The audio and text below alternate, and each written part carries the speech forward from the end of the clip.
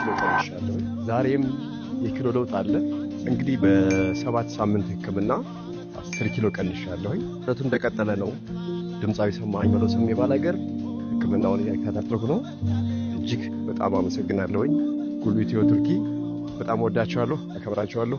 ተመልካቾቼ ጥረቴን አበረታቱኝ።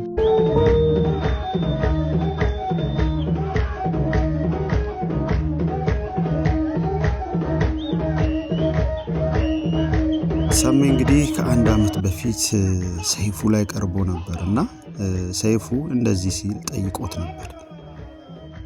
በሙዚቃ ከፍተኛ ነገር ያገኘው ምንድነው በማለት ጥያቄ ሲያቀርብለት ሰሜም ምንድነው ያለው የህዝብ ፍቅር በማለት ባጭሩ በሰዓቱ መልሶለት ነበር። እነሆ ሰዓቱ ደርሶ ከሚወደው ህዝብና ስራው ዛሬ እንግዲህ በሚያሳዝን ሁኔታ በሞት አጥተነዋል።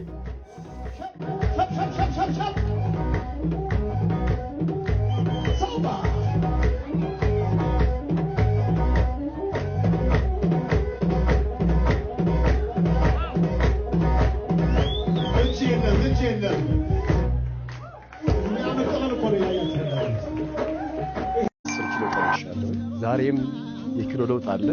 እንግዲህ በ7 ሳምንት ህክምና 10 ኪሎ ቀንሻለሁ።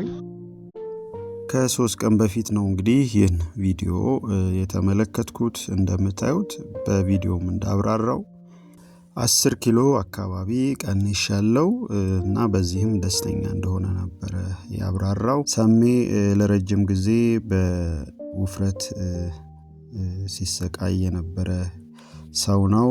እንደውም አንድ ጊዜ ስለ ሰውነቱ ተጠይቆ ያው የኔም መስነፍ እንዳለ ሆኖ ጄኔቲክሊም በቤተሰብም ትንሽ የዚህ የውፍረት ችግር እንዳለ አብራርቶ ነበር።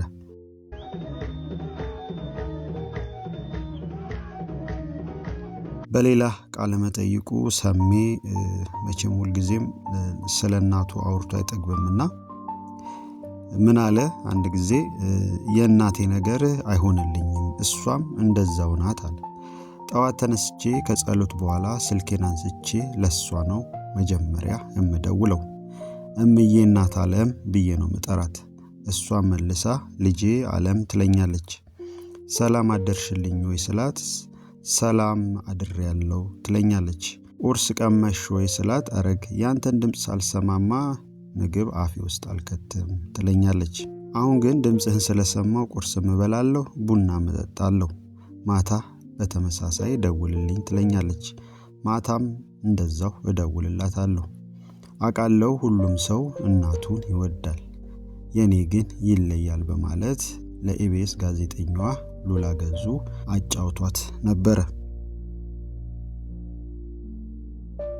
ሰሜ ሰማኝ በለው 3 ቅጽል ስሞች ነበሩት።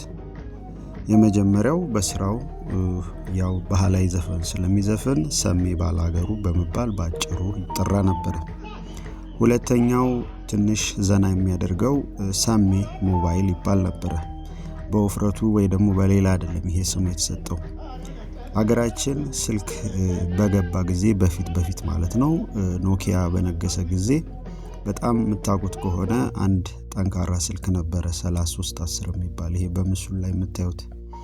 ይህን ስልክ በሀገራችን መጀመሪያ አካባቢ ከያዙት ውስጥ ሰሜ ይገኝበታል። በዚህ ምክንያት ጓደኞቹ ወዳጆቹ ሰሜ ሞባይል ይሉት ነበረ። ምክንያቱም በሰዓቱ በጣም ትንሽ ሰዎች ነበሩ ይሄ ስልክ የነበራቸው ወይ ደግሞ ስልክ የነበራቸው። በዛ ምክንያት ሰሜ ሞባይል በመባል ስም ወጣለት ማለት ነው። ሶስተኛው ያው ቀጥታ እሱንም ባይሆን ሰሜ ድልድይ የሚባል ድልድይ ቦሌ አካባቢ ይገኛል። ይህም እንግዲህ እንደዚህ ሊባል የቻለው በአንድ ወቅት ከጓደኛው ጋር ክለብ ሰርተው እየነዳ በዛ ድልድይ ጋር ሲያልፍ አደጋ ደርሶበት ጓደኛው የቅርብ ጓደኛው ህይወቱ አልፎ ነበር። በዚህም እስከ መታሰር ደርሶ ትንሽ ተንገላቶ ነው እንግዲህ የተፈታው። ከዛ በኋላ ድልድዩ ሰሜ ድልድይ በመባል ሎካሊ ይታወቅ ነበር። ስለዚህ ብዙ ሰዎች እስካሁን ድረስ ሰሜ ድልድይ ጋር ነኝ በማለት ይናገራሉ፣ ምልክት ለመስጠት ማለት ነው። ስለዚህ በዚህ ምክንያት ነው እንግዲህ ሰሜ ድልድይ የሚለው ስም የመጣው ማለት ነው።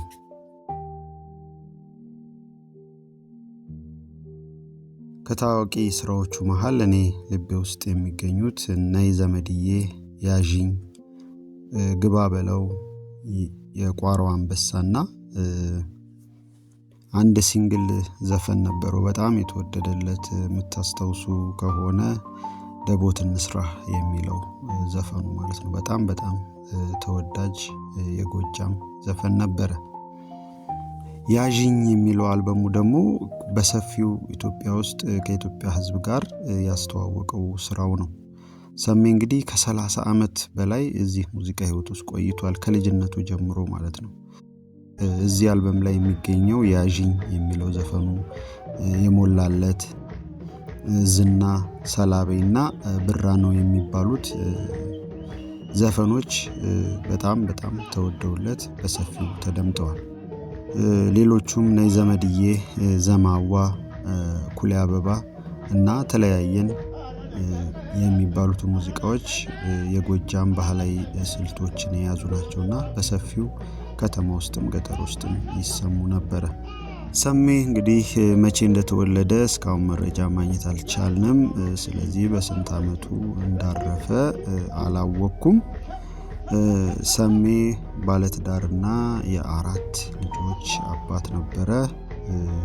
እንግዲህ በሚያሳዝን ሁኔታ በሕክምና ሲረዳ ቆይቶ ዛሬ ሰኔ 8 ህይወቱ ሊያልፍ ችሏል። ለቤተሰብ፣ ለወዳጅ፣ ለዘመድ መጽናናትን እመኛለሁ። እስካሁን ድረስ መቼ እንደሚቀበር የት እንደሚቀበር መረጃ አልወጣም። ቤተሰቡና ይህን ነገር የሚያስተባብሩ ሰዎች ከሰዓታት በኋላ የሚያሳውቁን ይሆናል። በፌስቡክ ገጻችን የምናሳውቅ ይሆናል። እንግዲህ ነፍስ ይማር እላለሁኝ። ፈጣሪ በአጸደ ገነት ህይወቱን እንዲያቆያት እመኛለሁኝ።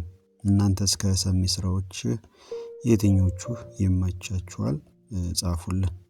ጤና ይስጥልን። አዲስ አበቦች ነን።